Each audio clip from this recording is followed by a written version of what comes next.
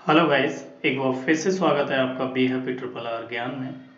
आज हम बात करेंगे प्रेजेंट परफेक्ट टेंस। इससे पहले हमने प्रेजेंट के दो पार्ट सीख लिए हैं, present indefinite and present continuous. उन वीडियो को देखने के लिए आप चैनल की प्लेलिस्ट में जाएं और वहां जाके आप उन वीडियोस को देख सकते हैं। तो चलो स्टार्ट करते हैं। तो यहाँ हम प्रेजेंट परफेक्ट टेंस की बात कर रहे हैं। प्रेजेंट यानी है हूँ है, प्रेजेंट परफेक्ट की बात करते हैं तो इनकी पहचान होती है वाक्यों के अंत में चुका है, चुकी है, चुका हूँ, चुके हैं, या फिर दिया है, गया है, खाया है, पिया है, सोया है। इस तरह के शब्द भी आते हैं। जहाँ कार्य खत्म हो जाता है वहाँ प्रेजेंट परफेक्ट होता है। यानी प्रेजेंट परफेक्ट के द्वारा आप बताते हैं कि ये कार्य पूरा हो चुका है। यानी जो कार्य कंप्लीट हो चुके होते हैं वो प्रेजेंट परफेक्ट के थ्रू बताए जाते हैं। तो चलो रूल एंड सेंटेंसेस के अनुसार अच्छे से समझते हैं।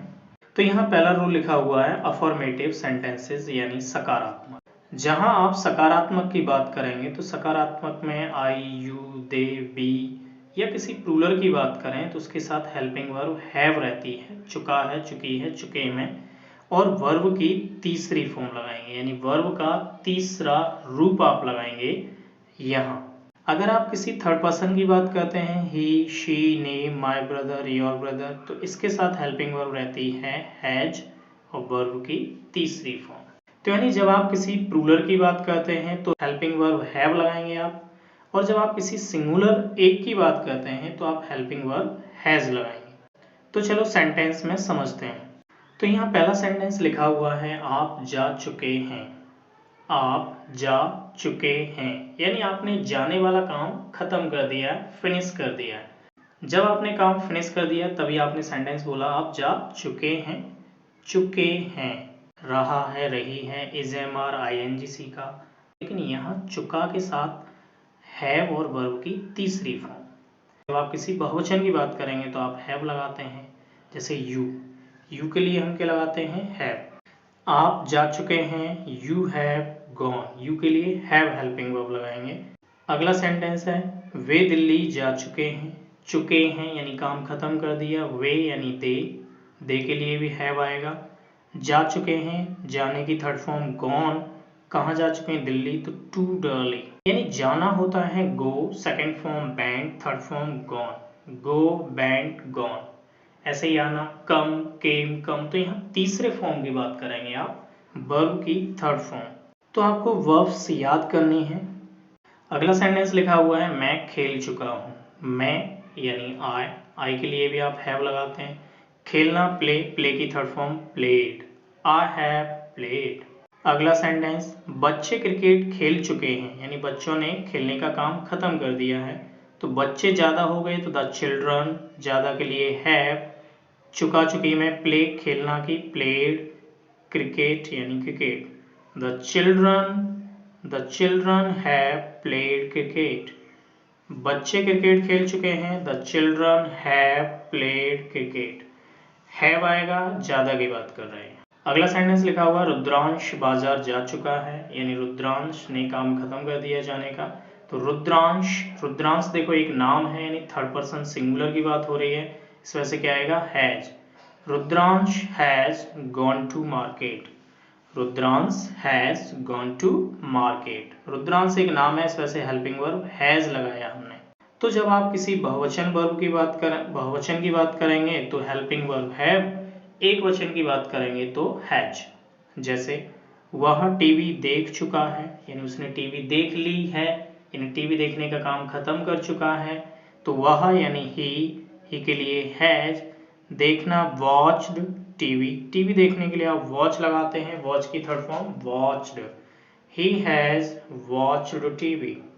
अगला सेंटेंस लिखा हुआ है राम किताब पढ़ चुका है।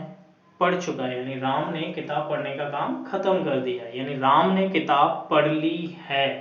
तो कौन पढ़ चुका है, राम हैज, क्योंकि राम एक नाम है, नाम के लिए भी क्या आता है हेल्पिंग वर्ब हैज। पढ़ना होता है रीड, लेकिन रीड, रेड, पढ़ना रीड होता है लेकिन उसकी third form red. Spelling same होती है यानी प्रोनाउंसिएशन अलग अलग होता है, रीड, रेड। तो राम किताब पढ़ चुका है, Ram has red book, red पढ़ेंगे आप इसे। रीड अगर आप बोलते हैं, रीड बोलने पर वो पहली फॉर्म मानी जाएगी, रेड बोलने पर सेकंड और थर्ड मानी जाएंगे। अगला सेंटेंस है वह झाड़ू लगा चुकी है, यानी उसने झाड़ू लगाने का काम खत्म कर दिया है। उसने झाड़ू लगा ली है यानी लगा चुकी है, तो उसने यानी शी हैज ब्रूम्ड। झाड़ू लगाना ब्रूम होता है, ब्रूम में ईडी जोड़ने से थर्ड फॉर्म बन चुकी है, शी हैज ब्रूम्ड। ब्रूम का मतलब झाड़ू भी होता है, सिर्फ झाड़ू, झाड़ू को भी ब्रूम कहते हैं, झाड़ू लगाना भी ब्रूम होता है। तो थर्ड फॉर्म के लिए ईडी जोड़ दिया गया, ब्रूम, ब्रूम्ड, ब्रूम्ड, शी हैज ब्रूम्ड।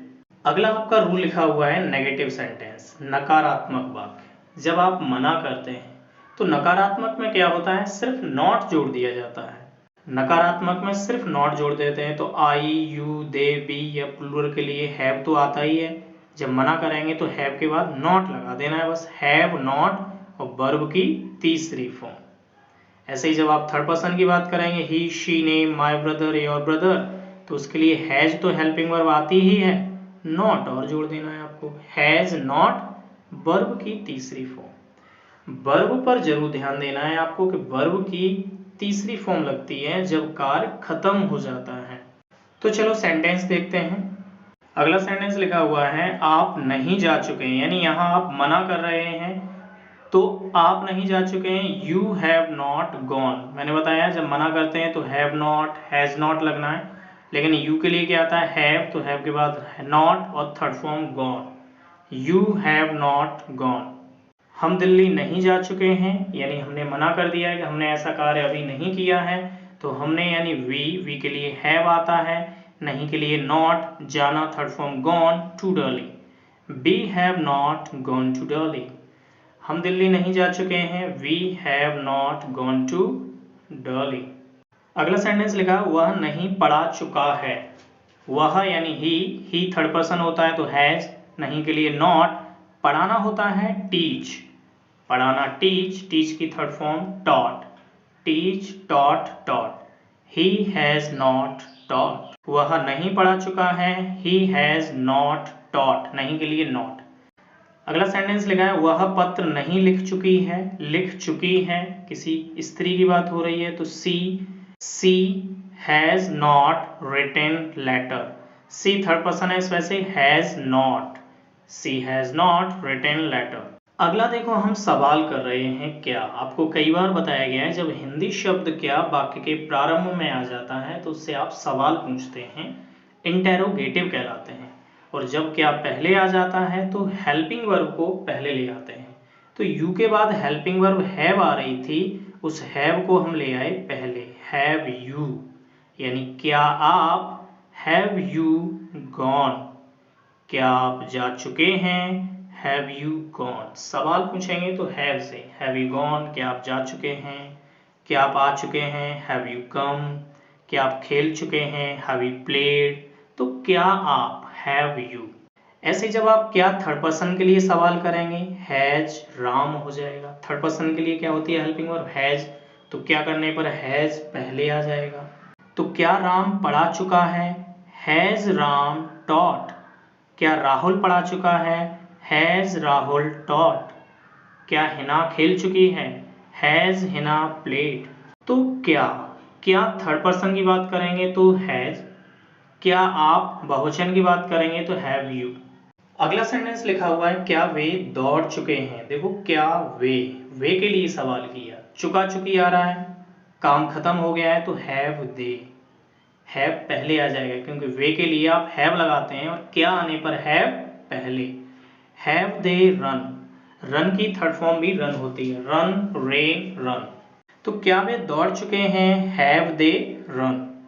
अगला सवाल क्या वह नहीं जीत चुका है, क्या वह, देखो वह थर्ड पर्सन के लिए हेल्पिंग वर्ब हैज, क्या आ गया, हैज को पहले ले आएंगे, हैज ही नॉट वॉन, नहीं के लिए नॉट, क्या वह नहीं जीत चुका है, हैज ही नॉट वॉन।